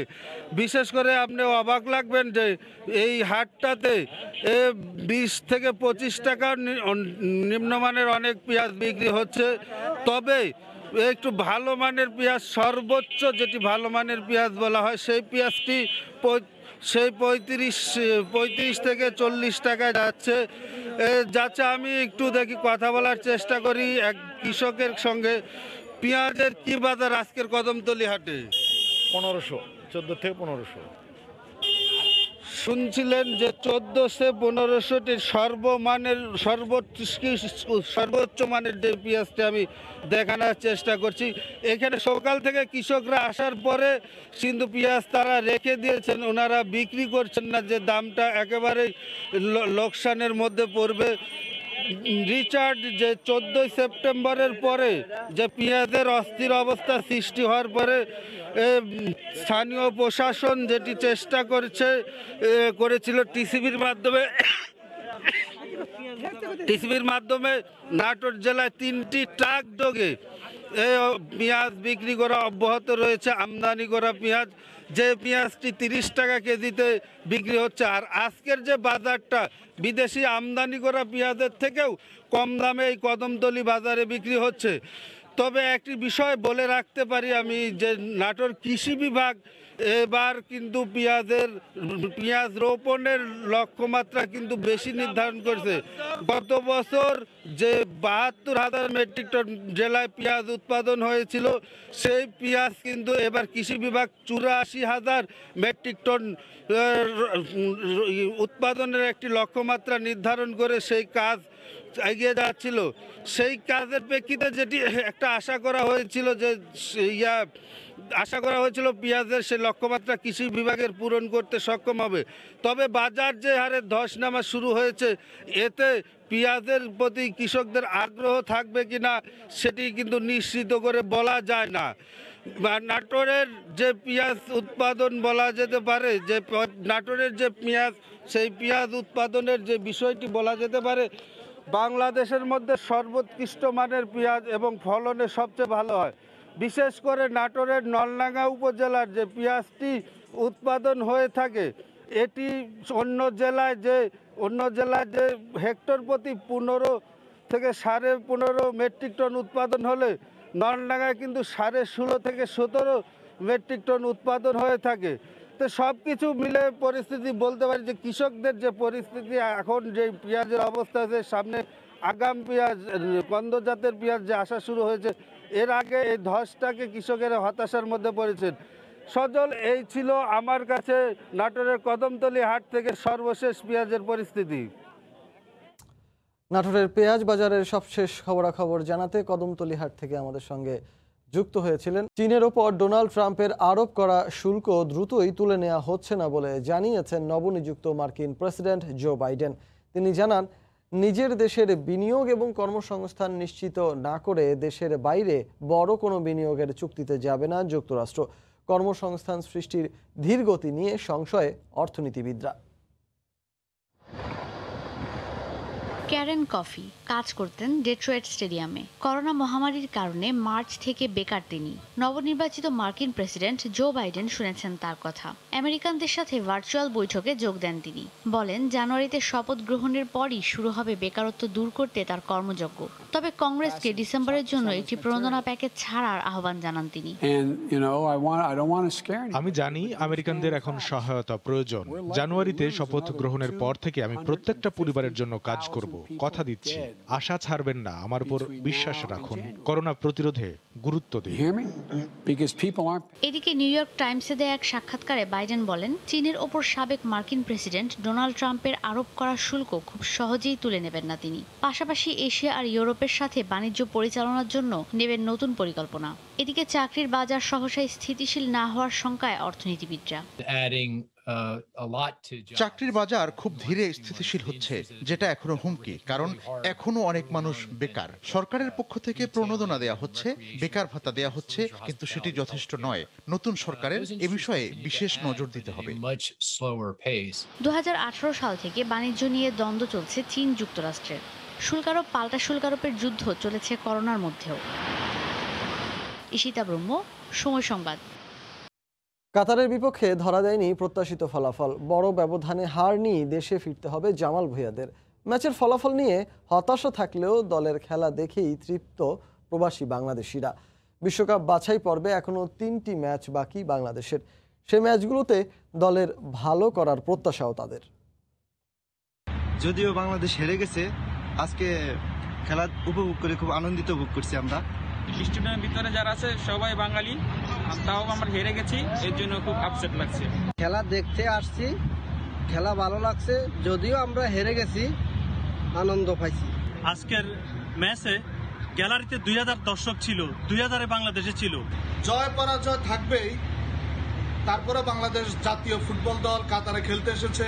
এটা আমাদের জন্য, কাতার প্রবাসীদের জন্য অনেক আনন্দের বিষয়, এবং এই জয় পরাজয় মেনে নিয়েই বাংলাদেশ জাতীয় ফুটবল দল সামনের দিকে এগিয়ে যাবে। দিনাজপুরের খানসামা উপজেলায় টঙ্গুয়া রকেট ক্লাবের উদ্যোগে ফাইনালে মুখোমুখি হয় টঙ্গুয়া রকেট ক্লাব আর সৈয়দপুর ফুটবল কোচিং সেন্টার। শুরু থেকেই দুদল আক্রমণাত্মক ফুটবল খেলতে থাকে, তবে গোল পায়নি কেউই। নির্ধারিত সময়ে কোনো দল গোল করতে পারেনি, ফলে খেলা গড়ায় টাই ব্রেকারে, যেখানে 4-3 ব্যবধানে জয় পায় সৈয়দপুর ফুটবল কোচিং সেন্টার। জমজমাট খেলায় হাজারো দর্শকদের মাতামাতি আর করতালিতে মুখরিত হয়ে ওঠে খানসামা টঙ্গুয়া রকেট ক্লাব মাঠ। খানসামা উপজেলার বিভিন্ন এলাকা থেকে পার্শ্ববর্তী উপজেলা নীলফামারী থেকে লোক আসে খেলা দেখতে। আর যেহেতু আজকে ফাইনাল খেলা এবং খেলা দেখে অনেক ভালো লাগলো। করোনাকালীন খেলা সব বন্ধ ছিল, কিন্তু বর্তমানে যে খেলা দেখে আমরা খুবই আনন্দিত।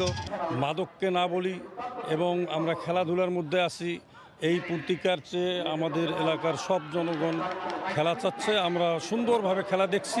দীর্ঘ সময় পর মাঠে ফুটবল খেলতে পেরে খুশি খেলোয়াড়রাও। আজকে এখানে ফাইনালে উত্তীর্ণ হয়েছে, আমি আন্তরিকভাবে ধন্যবাদ জানাচ্ছি এখানে আয়োজক কমিটিকে, এত সুন্দর একটা টুর্নামেন্ট এই করোনাকালীন সময়েও আয়োজন করার জন্য। ফুটবলারদের খেলার সুযোগ করে দেওয়ার পাশাপাশি গ্রাম বাংলার মানুষকে আনন্দ দিতে এই উদ্যোগ জানালেন আয়োজকরা। এই খেলা স্থানীয় যে যুবকরা আছে তারা খেলার প্রতি আগ্রহ সৃষ্টি হবে, তারা নিজেদের মধ্যে শারীরচর্চা হবে। সবাই আমাদেরকে যথেষ্ট উৎসাহ উদ্দীপনা দিয়ে এই খেলাটাকে সাফল্যমণ্ডিত করার ক্ষেত্রে ভূমিকা রেখেছে, এবং এই কারণে আমি সকল দর্শক, যারা রাজনীতিবিদ, সমাজসেবক সবাইকে আন্তরিক ধন্যবাদ জানাচ্ছি। মুজিববর্ষ গোল্ড কাপ ফুটবল টুর্নামেন্টে বিভিন্ন জেলার 8টি দল অংশ নেয়। সময় সংবাদ, দিনাজপুর। কুড়িগ্রাম জেলা স্টেডিয়ামে চলছে জুনিয়র অ্যাথলেটিক্সদের অনুশীলন। সেখানে আছেন সহকর্মী মমিনুল ইসলাম মঞ্জু। সরাসরি চলে যাব তার কাছে। মঞ্জু,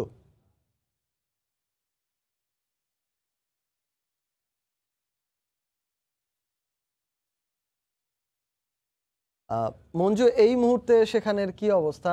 কতজন আসলে অনুশীলন করছে, আর অনুশীলনের ধরনটা আসলে কি রকম? এটি কি নিয়মিত হয় নাকি মাঝে মাঝে হওয়ার প্রবণতাটা রয়েছে?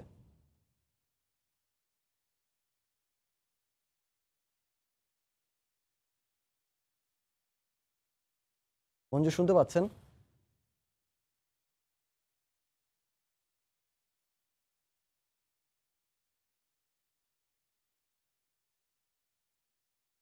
মঞ্জু, আপনি কি আমাকে শুনতে পাচ্ছেন? জি, আমি একটি প্রশ্ন করেছিলাম। মঞ্জু, শুনতে পাচ্ছেন?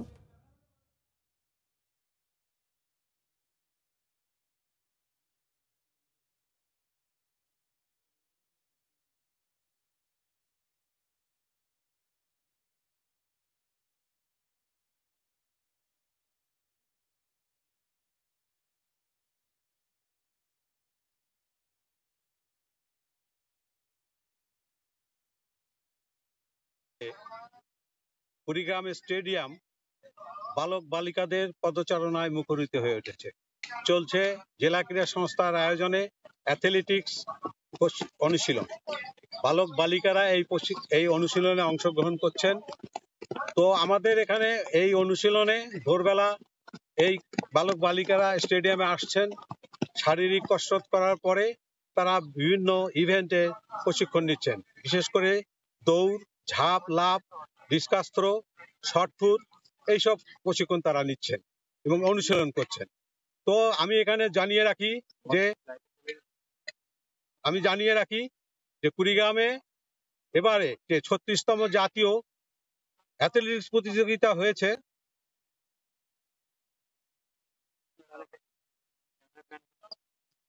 তো এখানে 36তম জাতীয় যে অ্যাথলেটিক্স প্রতিযোগিতা হয়েছে ঢাকায়, সেখানে কুড়িগ্রামের বালিকা যে রেখা আক্তার, সে এবার দ্রুততম বালিকা হওয়ার গৌরব অর্জন করে স্বর্ণপদক পেয়েছে। তো এই স্বর্ণপদক পাওয়ার পরে সে দেশে ফিরে এসে এলাকায় ফিরে এসেছে এবং সে এখানে এসে অন্য তাদের যে সঙ্গী সাথীরা আছে তাদেরকে সে প্রশিক্ষণ দিচ্ছে। তো আমি এখন রেখা আক্তার আমার পাশে দাঁড়িয়ে আছেন, আমি তার সাথে এখন একটু কথা বলতে চাই। তো রেখা আক্তার, তুমি তো এবার তো আমি আর একটা বলে রাখি যে রেখা আক্তার এবার শুধু 100 মিটার দৌড়েই স্বর্ণপদক জিতেছে তা নয়, সে 200 মিটার দৌড়েও স্বর্ণপদক জিতে 2টি স্বর্ণপদক জিতেছে। পাশাপাশি এবার ওই 36তম জাতীয় জুনিয়র অ্যাথলেটিক্স প্রতিযোগিতায় কুড়িগ্রামে এবার 3টি স্বর্ণ, 4টি রৌপ্য এবং 3টি ব্রোঞ্জ পদক পেয়েছেন। তো যার ফলে এখানে কিন্তু একটা উৎসাহ উদ্দীপনার সৃষ্টি হয়েছে। তো এই ছিল কুড়িগ্রামের অ্যাথলেটিক্স প্রশিক্ষণের সর্বশেষ তথ্য। কুড়িগ্রাম জেলা স্টেডিয়াম থেকে আমাদের সঙ্গে অ্যাথলেটিক্স প্রশিক্ষণের সবশেষ খবরাখবর জানাচ্ছিলেন মমিনুল ইসলাম মঞ্জু। বঙ্গবন্ধু টি-20 ক্রিকেট টুর্নামেন্টের মধ্য দিয়ে আবারও জমে উঠল মৌলভীবাজার স্টেডিয়াম। শুক্রবার ক্রিক ফাইটার্স ও শাহ মোস্তফা লিজেন্ডস দলের মধ্যে অনুষ্ঠিত সমাপনী খেলায় ক্রিক ফাইটার্স 108 রানে জয়ী হয়েছে। স্থানীয় খেলোয়াড়দের সঙ্গে জাতীয় দলের 2 জন ক্রিকেটারের উপস্থিতি ম্যাচে যোগ করে ভিন্ন মাত্রা। মৌলভীবাজার প্রতিনিধি শাহ অলিদুর রহমানের পাঠানো তথ্য ও ছবিতে রিপোর্ট।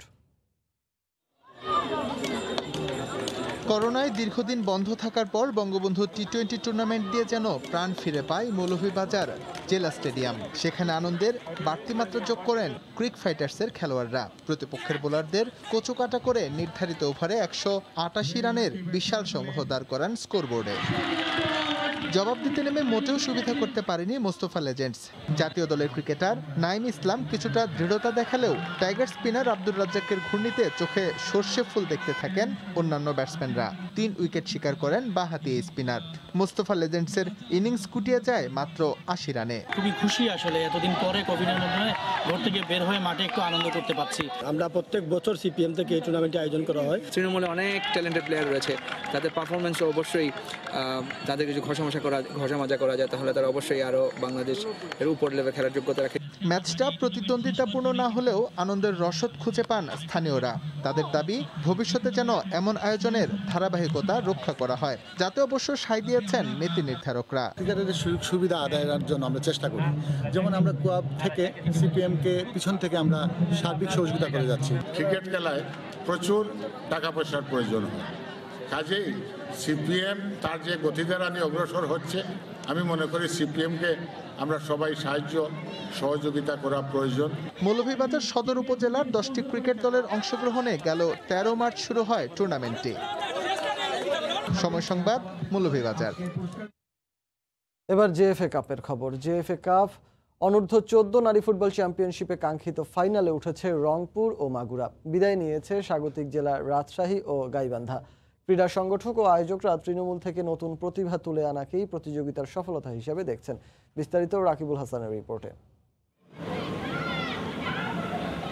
শুক্রবার রাজশাহীর মুক্তিযোদ্ধা স্মৃতি স্টেডিয়ামে প্রথমার্ধের অধিকাংশ সময় স্বাগতিক রাজশাহীর খেলোয়াড়রা চেষ্টা করেছে রংপুরকে মধ্যমাঠেই থামিয়ে দিতে, কিন্তু বি গ্রুপের চ্যাম্পিয়নদের বেশিক্ষণ আটকে রাখতে পারেনি তারা। প্রথমার্ধের 21 মিনিটে খাদিজার গোলে এগিয়ে যায় রংপুর। পরে দ্বিতীয়ার্ধের শুরুতেই আবারও খাদিজার পা ছুঁয়েই আসে ম্যাচের শেষ গোলটি। দ্বিতীয় সেমিতে টুর্নামেন্টে অনেকটা অপ্রতিরোধ্য মাগুরার প্রতিপক্ষ ছিল দুর্বল গাইবান্ধা। তবে শুরুর 15 মিনিট গাইবান্ধার মেয়েদের চমৎকার পাস ডিবলিংয়ে কিছুটা ছন্দ হারায় মাগুরা। তবে নিজেদের গুছিয়ে নিয়ে 18 মিনিটের মাথায় গাইবান্ধার রক্ষণভাগের ভুলে সুমাইয়া এগিয়ে নেয় মাগুরাকে। এরপর এলোমেলো হয়ে যায় গাইবান্ধার মেয়েরা। বৃষ্টি, কণা আর মুন্নির গোলে মাগুরা মাঠ ছাড়ে বড় ব্যবধানের জয় নিয়ে। আমরা খেলছি, অনেক ভালো লাগছে, গোল করছি, অনেক ভালো লাগছে। 2019 সালে আমাদের সিনিয়ররা পুরো চ্যাম্পিয়ন হয়েছে, আমরা এই চ্যাম্পিয়ন নেওয়াটা আমরা ধরে রাখতে চাই। ফাইনালে আমরা চ্যাম্পিয়ন হতে চাই, আর সে আশা নিয়ে আমরা এখানে আসছি চ্যাম্পিয়ন হওয়ার জন্য। আর প্রতিপক্ষের দুর্বলতা দেখে নিজেদের সামর্থ্য বাড়িয়েই শিরোপা জেতার প্রত্যাশা দুই কোচের। স্ট্র্যাটেজি অনুযায়ী যদি মেয়েরা খেলতে পারে এবং আমরা গতবার যে চ্যাম্পিয়ন হয়েছে এবারও চ্যাম্পিয়ন ট্রফিটা ধরে রাখা সম্ভব আমি মনে করি। ভালো করবে এবং এখান থেকে আমাদের বাকি যে মেয়েগুলো আছে এরা ন্যাশনাল ক্যাম্প এবং জাতীয় ন্যাশনাল টিমে স্থায়ী প্লেয়ার হবে সেই প্রত্যাশা রাখছি। ম্যাচে জয় পরাজয়ের চেয়ে নতুন প্রতিভাদের খুঁজে পাওয়াটাকেই সফলতা বলছে আয়োজকরা। টুর্নামেন্টটা 100% ফলপ্রসূ হচ্ছে। এই কারণে হচ্ছে যে গোটা বাংলাদেশে কিন্তু ছেলেদের থেকে ফুটবল মেয়েদের অনেক আগে আছে, এখন সাপে এবং এশিয়াতে দুইটাতেই আপনার অনেক আগে আছে। সেই ক্ষেত্রে এটা পাইপলাইন তৈরি হবে এবং পাইপলাইনের মাধ্যমে বাংলাদেশের এই ধারাবাহিকতা আস্তে আস্তে উপরে উঠবে, নিচে নামবে। আগামী 7 ডিসেম্বর রাজশাহী মুক্তিযোদ্ধা স্মৃতি স্টেডিয়ামেই হবে জেএফএ নারী অনূর্ধ্ব 14 চ্যাম্পিয়নশিপের ফাইনাল। রাকিবুল হাসান, সময় সংবাদ, রাজশাহী। মানুষের সাথে শিয়াল পণ্ডিতের বন্ধুত্ব, তাও আবার লোকালয়ে। অবিশ্বাস্য হলেও সত্য। কুষ্টিয়া শহরের থানা পাড়ায় একজন বন্য প্রাণী প্রেমী রাতে সখ্য গড়ে তুলেছেন শিয়ালদের সঙ্গে। তাদের দেখভালের পাশাপাশি খাবারও রাতে সরবরাহ করেন তিনি। স্থানীয় জনপ্রতিনিধি বলছেন, বন্যপ্রাণী রক্ষায় সব ধরনের প্রচেষ্টা চালানো হয় ওয়ার্ডে। বাবুল হোসেনের ক্যামেরায় এস.এম. রাশেদের রিপোর্ট। কুষ্টিয়া শহরে ৩ নম্বর ওয়ার্ড। রাত বাড়তে থাকলেই নির্জন এলাকায় যেন ব্যস্ততা বেড়ে যায় বন্যপ্রাণী শিয়ালদের। ঝোপঝাড় থেকে বেরিয়ে আসে লোকালয়। ব্যবসায়ী শাহাবুদ্দিন মিলনের থানাপাড়ার বাড়ির পাশে 15 থেকে 25টি শিয়াল জড়ো হয়। অপেক্ষা তাদের মনিবের। রাস্তায় দাঁড়িয়ে শেরু, ভলব, রাহাজানি, রঙ্গিলা, কাঞ্চি, জেরিসা সহ নানা ধরনের নাম ধরে ডাকতেই লাইন ধরে জঙ্গলের ঝোপ থেকে বেরিয়ে আসে শিয়ালের দল। শেরু আর রাহাজানির দলকে 2 ভাগে ভাগ করে রাত 3টা পর্যন্ত খাবার দেন। এত রাতেও শহরের সব বয়সী মানুষ দেখতে আসেন মিলনের সাথে শিয়ালের বন্ধুত্ব। গ্রাম অঞ্চলে যে ব্যাপারটা ছিল আগে, আমরা কখনো শহরে কিন্তু এগুলো দেখে আসি নাই। তো আমরা এখন দেখছি যে মানুষের প্রতি যে ভালোবাসা শিয়ালের বা বন্ধুত্ব, তো এটার জন্য আমরা এখানে এসেছি। এখানে অনেক শিয়াল, মেছো বাঘ, তাছাড়া কুকুর রয়েছে যাদের অনেকে না খেতে দেয় এবং তারা এদিক ওদিক ছুটে বেড়ায়। তাদের যদি খাবার দেওয়া হয় তাহলে অবশ্য তারা তার কথাই শুনবে। বন্যপ্রাণী প্রেমী মিলন জানালেন, যতদিন বেঁচে থাকবেন ততদিন অটুট থাকবে তাদের প্রতি ভালোবাসা। সন্তানের মতো এভাবেই ভালোবাসা দিয়ে যাব। এদেরকে খাওয়ার দেওয়া, দেখাশোনা, যতদিন বেঁচে আছে চিকিৎসা, ইনশাল্লাহ আমি করে যাব। শহরের ওয়ার্ড প্রতিনিধি জানালেন বন্যপ্রাণী রক্ষায় নিয়মিত মানুষকে সচেতন করা হচ্ছে। অনেকে আছে যে বুঝে না বুঝে অত্যাচার করে, এটা ঠিক যে বন্যপ্রাণী সংরক্ষণ আইন আছে এবং আমরা তাদেরকে বোঝাই যে এটা ক্ষতি হইলে অনেক সময় এই আইনের দ্বারাও তোমাদের ব্যবস্থা গ্রহণ করা যেতে পারে। সভ্যতার অগ্রগতিতে যখন বন্যপ্রাণীর অস্তিত্ব সংকটে, তখন ধূর্ত শিয়ালের সাথে মানুষের এমন বন্ধুত্ব বিস্ময়কর ঘটনাই। সময় সংবাদ, কুষ্টিয়া। ভোরের সময়ের শীর্ষ সংবাদ জানিয়ে দিচ্ছি আরেকবার। পদ্মা সেতু নির্মাণে যাদের ভিটে মাটি গেছে তারা পাবেন টোলের একাংশ। পুনর্বাসনের পাশাপাশি করা হবে দীর্ঘমেয়াদে কাজের ব্যবস্থা।